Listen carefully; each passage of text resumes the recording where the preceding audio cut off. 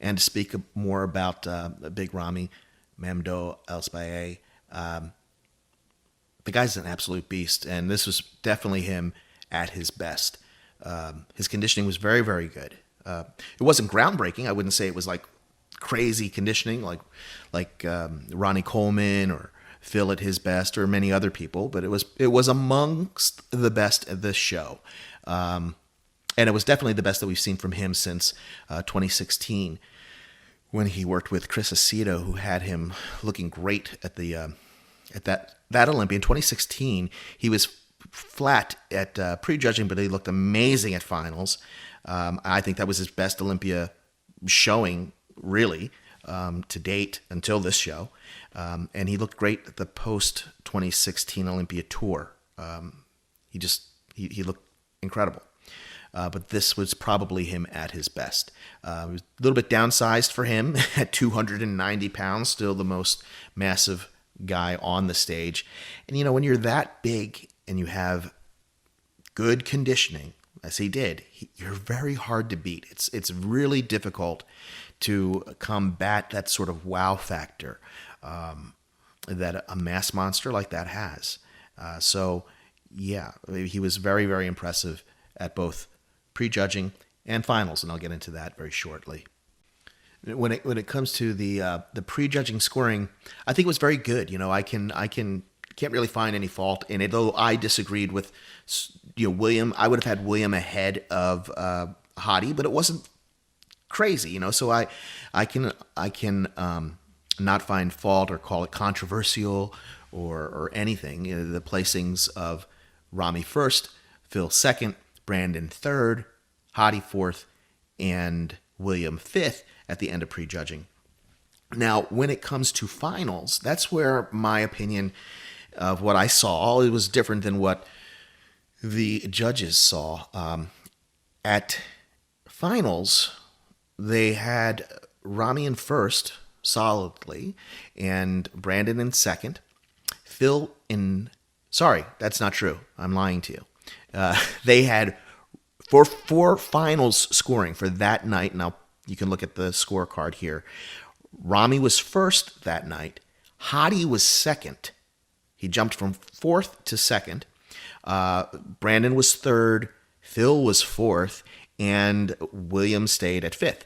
So this is what I disagree with. And to me, and I did a little poll on Instagram with pictures of Hadi, comparison shots, almost exact angles of his mandatory poses from prejudging to finals. And I did a little poll, and more people favored what he looked like at prejudging than they did at finals, and many people couldn't tell the difference. Personally, myself, the only person who improved drastically or dramatically, or noticeably even, from prejudging to finals was William Bonac. I thought William was sharper, he was drier, he still had all the pop that his muscles have, he's had the fullness, and it was one of the better Williams that I've ever seen, maybe the best William I've seen. So if I would have changed the positioning of anyone in finals from prejudging, I would have had William leapfrog a couple people perhaps. Definitely not Hadi, who to me his conditioning was good. It wasn't as great or fantastic especially as what we saw in 2019 at the Vancouver Pro when he qualified for the 2019 Olympia. The guy can get super shredded. Now I know that there's all kinds of, this is a crazy year, right, with COVID, and he himself especially had a lot to deal with. But I'm not, everyone has their stories leading up to the show. What matters is what we see on stage. And his conditioning was very, very good, but I wouldn't say it was crazy, right? And I think that, especially on finals, William not only was at least as good conditioned, if not better conditioned than Hadi, he's just got a better physique in terms of muscle bellies and completeness. So I definitely didn't see it the way the judges saw it. And I didn't see anything about Phil to move him down from the second place that he was in. I would say that at finals, when the show was all finished, I had Ramy first. Mostly, I say that based on, it was just obvious what the judges had. And it's a well-deserved victory. He looked great, his best ever. You reward improvement. Phil, I had in second, Brandon third, William fourth, and Hadi fifth. And I know people are going to find that controversial. I think Hadi's a phenomenal bodybuilder. I just think he looked like the fifth best bodybuilder in the world at this particular Olympia. And that's not an insult, right? And I think next year we'll see him move up, especially if he can get to the country a bit sooner. If he can get to the United States a couple weeks before the Olympia, he's going to be golden, right? Yeah. So yeah, though I personally disagreed with what happened at finals. I can't say that it was so drastic that I think it was controversial in any way, and it was a very, very close show. That is for sure.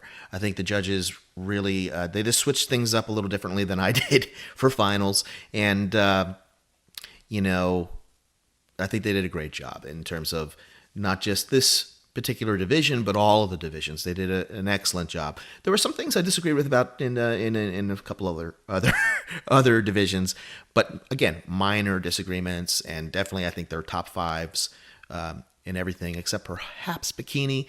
I agreed with all the names that were in the top fives. I just, personally, I find it hard to place Phil any lower than second at this Olympia. And I know people are going to say that I'm a fanboy of Phil's. Look, I have probably been in Phil's presence face to face. I could probably count how many times that has happened on one hand, maybe two hands. We don't have each other's phone numbers. He didn't pay me to say any of this. I just have my opinions of bodybuilders, right? And I have my favorites like everybody else does. And I just think Phil, I think if this physique that stepped on the 2020 Olympia stage belonged to anybody else, right? Let's say it was a rookie, a newbie who had never been to the Olympia before, and someone stepped on the stage looking exactly like that and had that same midsection, but also that same back and those same arms.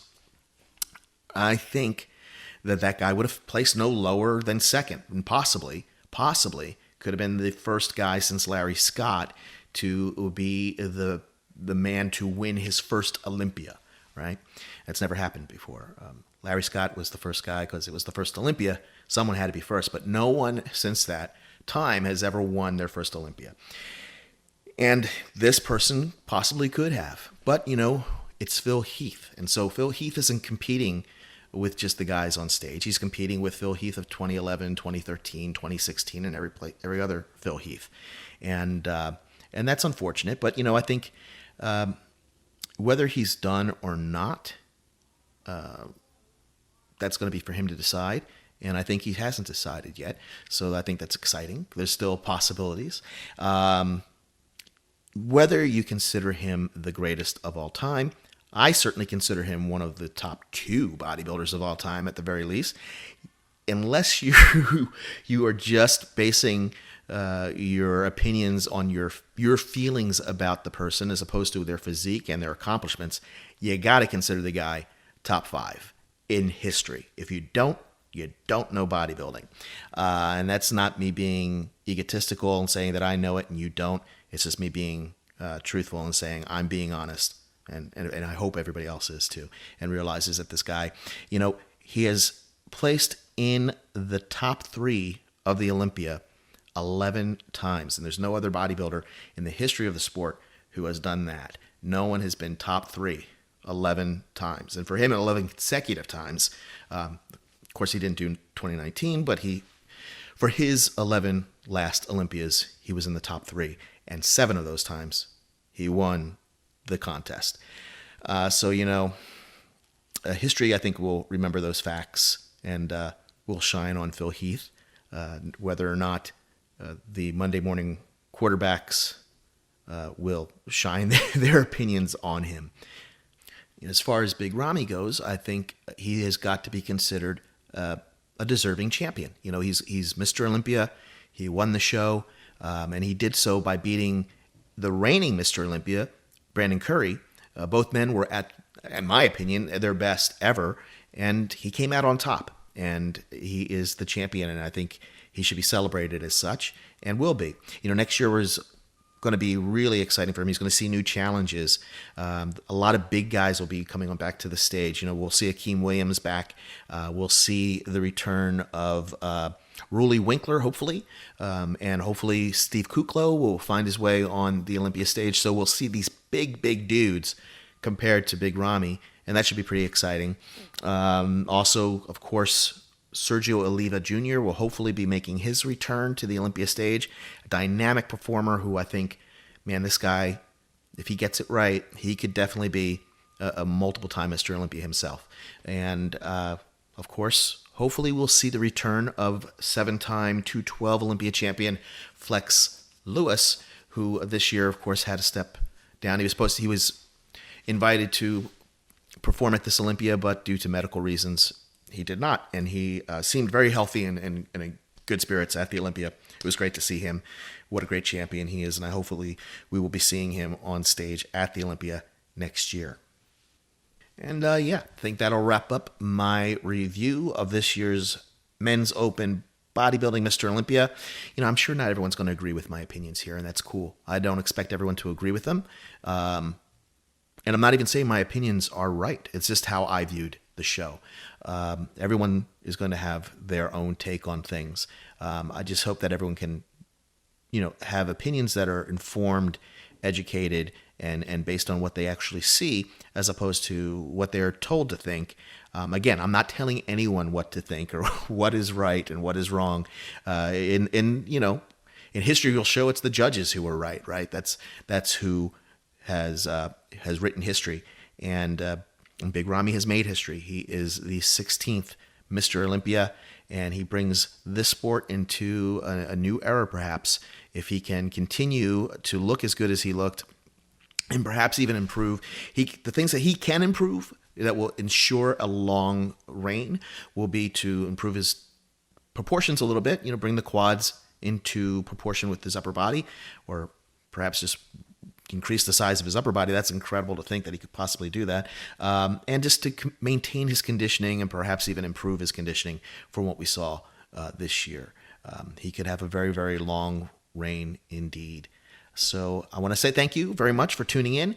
Stay tuned. There's going to be more shows that are going to come. I'm going to do different types of things, not just reviews and previews of shows, but I'll do some historic reviews. I'll do things like talk about past Olympias, the 1988 Olympia, the 81 Olympia. I'll do a show about the 93 Olympia, perhaps, or whatever you guys want to see, or whatever I feel like talking about.